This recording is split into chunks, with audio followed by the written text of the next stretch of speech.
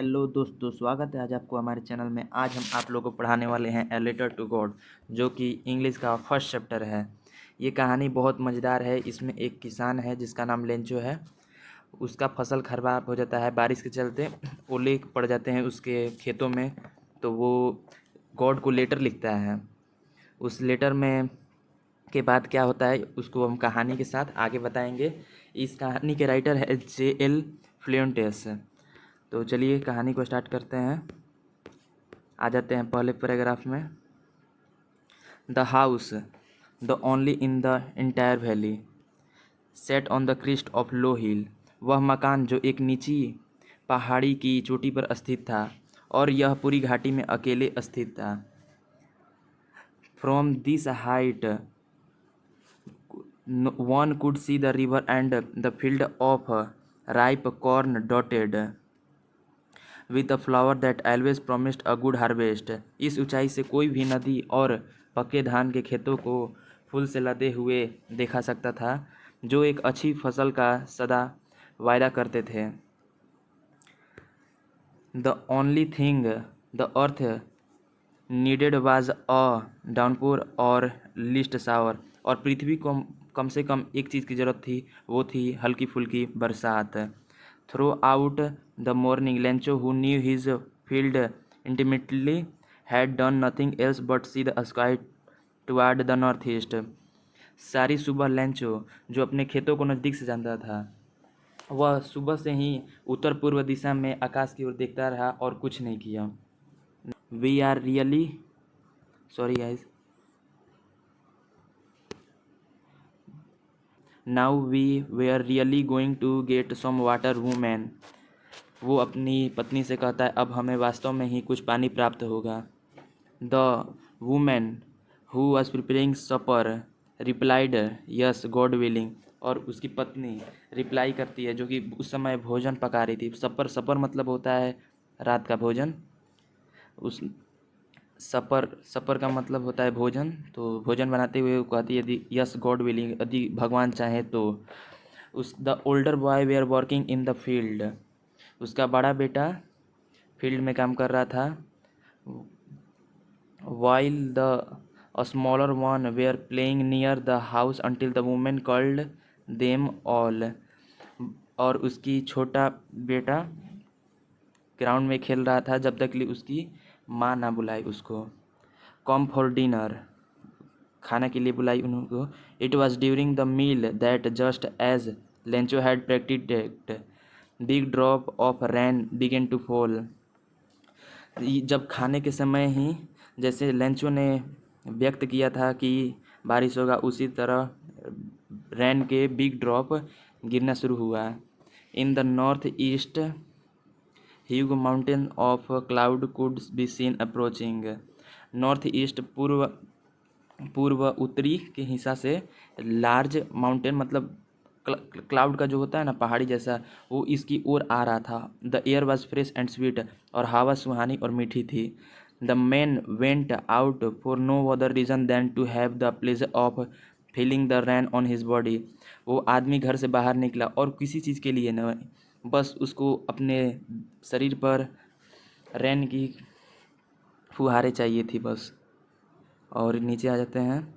And when he return exclaimed, this are not rain drop falling from the sky. जब वो वापस लौटता है तो ये कहता है कि यह बारिश के बूंदे नहीं, they were new coins, the big drop are 10 cent pieces and little one are 5। और वो कहता है कि जो बड़े वाले रैन ड्रॉप है वो 10 के सिक्के हैं और छोटे वाले 5 के। एंड नीचे है, आपको पढ़ने के लिए है। With a satisfied expression he regarded the field of ripe corn with its flower draped in a certain of rain. संतुष्टिपूर्ण भाव से उसने पके अनाज को इसके फूल के खेतों में देखा, जो कि वर्षा के आवरण से ढके हुए थे।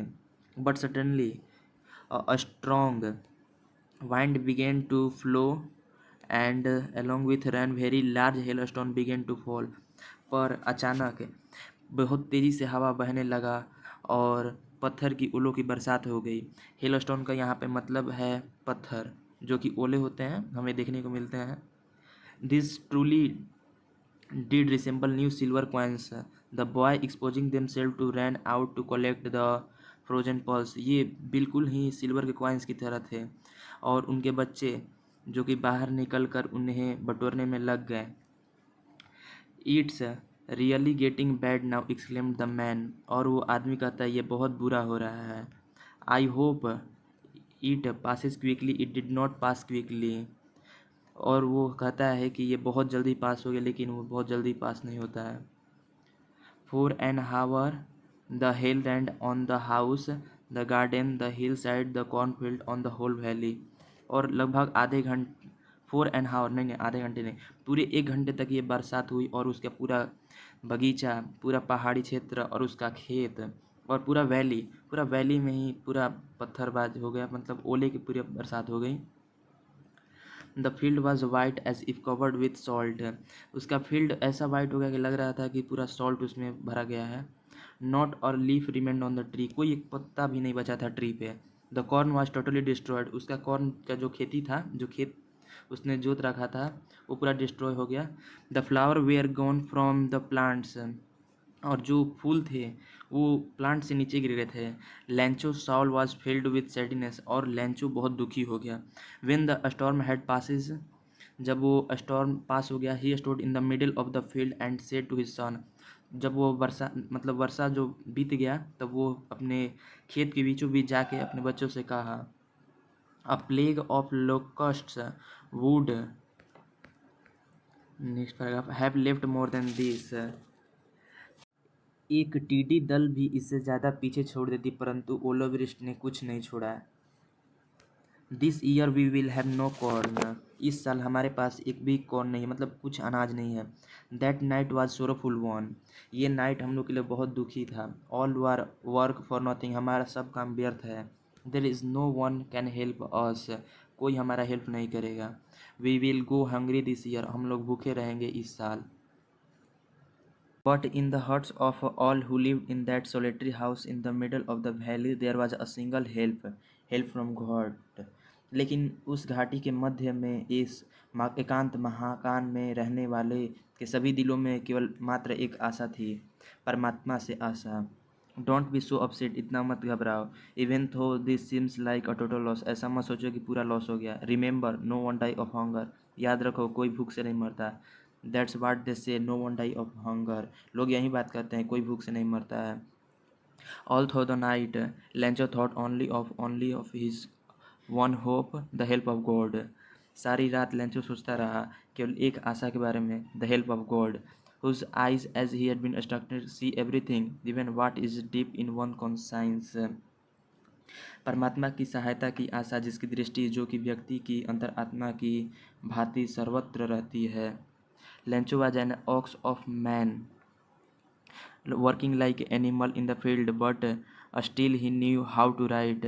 लेंचो एक बहुत मेहनती इंसान था जो कि अपने खेत में बैल की तरह काम करता था, परंतु उसके इस दृढ़ निश्चयता के बाद भी उसको लिखने के बारे में जानकारी था। The following Sunday at the day break he began to write a letter. वो अगले संडे के दिन दोपहर में एक लेटर लिखने लगला, which himself would carry to town and place in the mail. It was nothing less than a letter to God. और ये कुछ ज़्यादा नहीं था, बस ये लेटर था गॉड के लिए कि वो हेल्प करें इनको। मैंने शुरुआत में ही समझाया था कि इसमें यह जब उसका खेत बर्बाद हो जाता है तो ये लेटर लिखता है गॉड से कि गॉड मेरा हेल्प कीजिए।